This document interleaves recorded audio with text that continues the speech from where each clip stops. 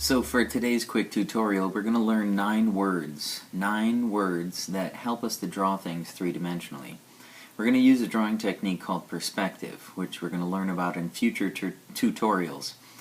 But to start today, we have 9 words. Horizontal, vertical, parallel, intersect, line, figure, solid, horizon line, and vanishing point.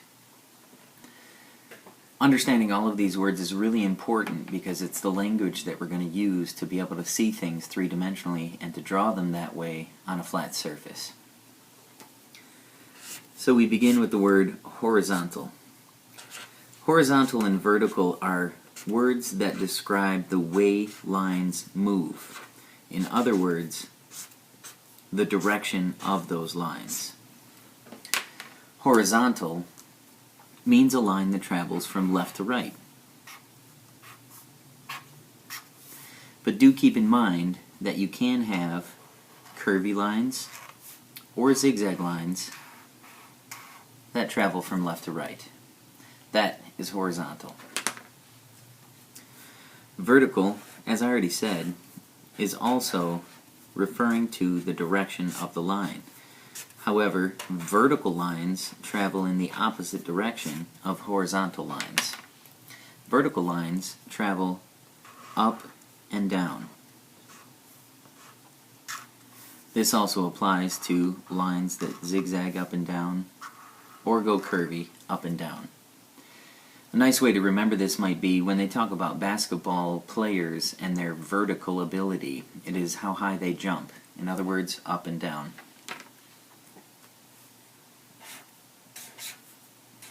Parallel. That's our next word. It's a word that also refers to the way lines are. Horizontal is from left to right or side to side. Vertical is up and down. The word parallel, however, is in reference to two lines. Two lines that travel in the same direction and would never cross. That's the meaning of parallel. This also applies to zigzag lines, as long as they remain parallel and would not touch. It also applies to curvy lines.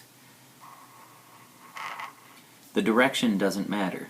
They could be horizontal lines, they could be vertical lines, they could even travel at angles. But if it's two lines that never cross over, we refer to those as parallel. The next word that we're going to tackle today then is intersect. Intersect is the opposite of parallel. So notice that we have all of these sort of opposite words that we're covering right now.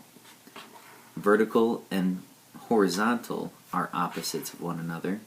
Parallel and intersect are also opposites. For the word intersect, it means when two lines cross over. So unlike parallel, where they never touch, intersecting lines cross over, such as in a plus sign, an X, or it could even be a line like this. Keep in mind this also applies to zigzag lines and curvy lines. Doesn't really matter the type of line, it's the fact that they cross over makes them intersect. So we've been talking a lot about line. But what does line actually mean? Most people try to describe this by saying, well, a line, it's a line. So I'm going to start this off by describing line as one-dimensional. One-dimensional. Lines travel from one place to another.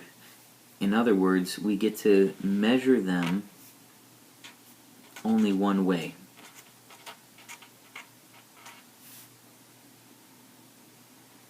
Lines can travel in any direction. They can go horizontally, they can go vertically, they can be wavy lines, they can be zigzag lines. I'm going to finish on line by saying that lines are open, meaning they never close.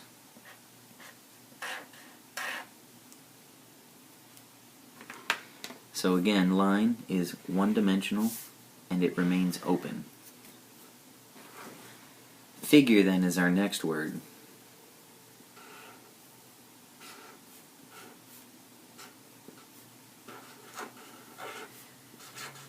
figure is not like line in that it is two-dimensional. We know lots of different two-dimensional things.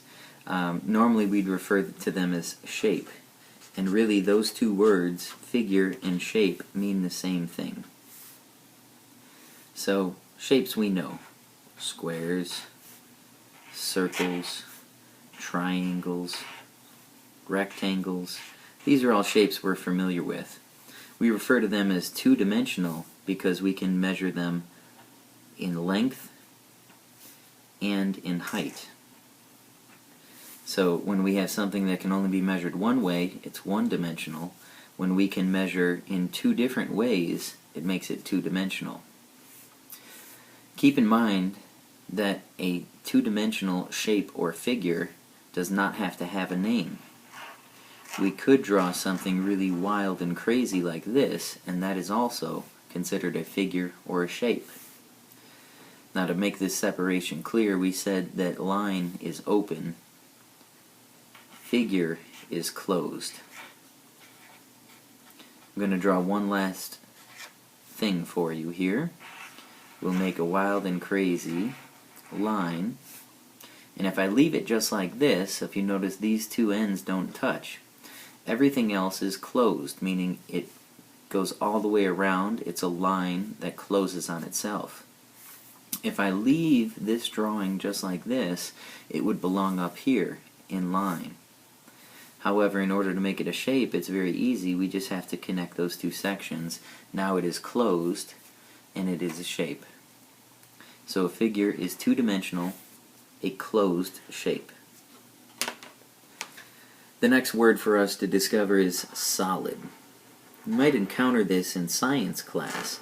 Solid, unlike a gas, unlike a liquid, a solid is a sort of hard surface, such as the desk that I'm working on right now. A solid. Solid, we'll start off by saying that it is 3D. It's three-dimensional. So, much like this marker I'm using, or my hand, these things are three-dimensional.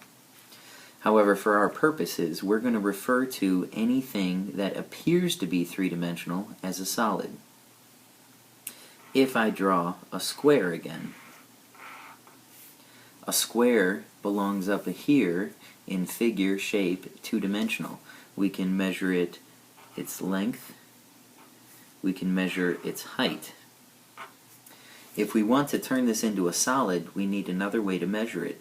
And what we'll do then is we'll add a series of parallel lines coming off of the corners, and then I'm going to draw lines that are parallel to the sides of the shape that I started with. So we're going to go straight up and down here, we're going to go across here, and now we have a third measurement. We can now measure the width. So we have 1, 2, 3 ways to measure it. That makes it 3D. We can do this with any shape. And the next two words that we learn about are actually going to help us to be able to do this. Go parallel to what happens on the shape.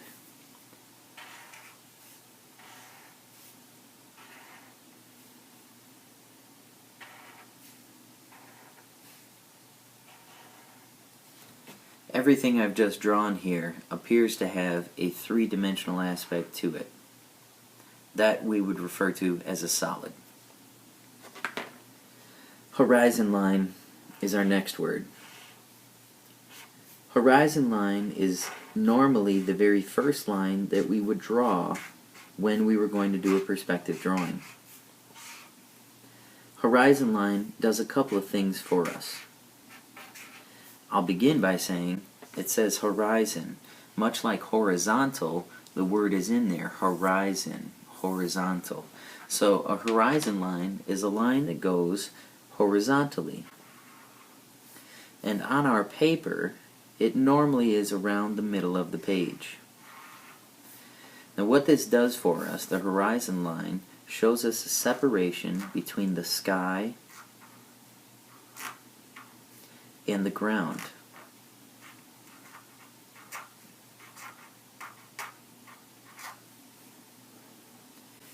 Everything above the horizon line is sky.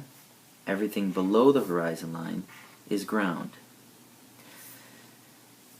The horizon line also serves for one other purpose, though. It is going to let us know where the eye level is in the drawing.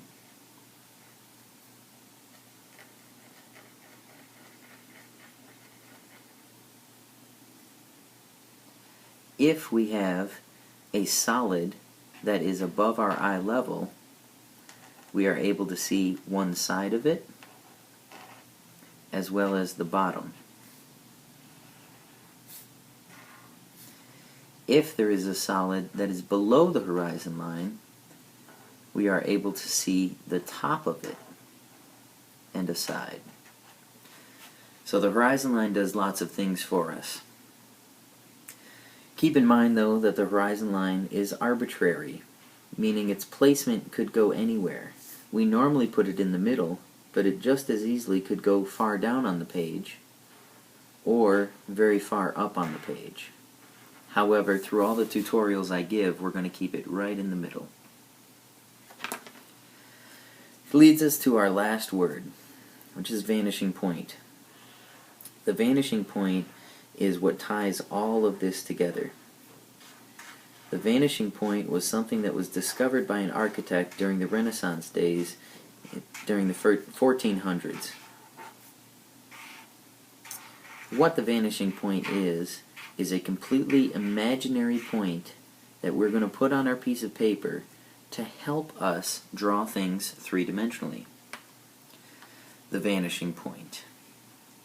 When we start off a drawing, we're going to start off our drawing with our horizon line, again, right about the middle of the paper. The vanishing point is an imaginary point in the distance, and we normally draw it right at the middle of that line for 1 point perspective. The vanishing point is what ties all of this together. When you've seen me draw solids, I have drawn parallel lines. Really, we would see these lines and they would go to the vanishing point. When we use a single vanishing point in a drawing, it helps us make our solids appear to be coming from the same point and occupy the same space.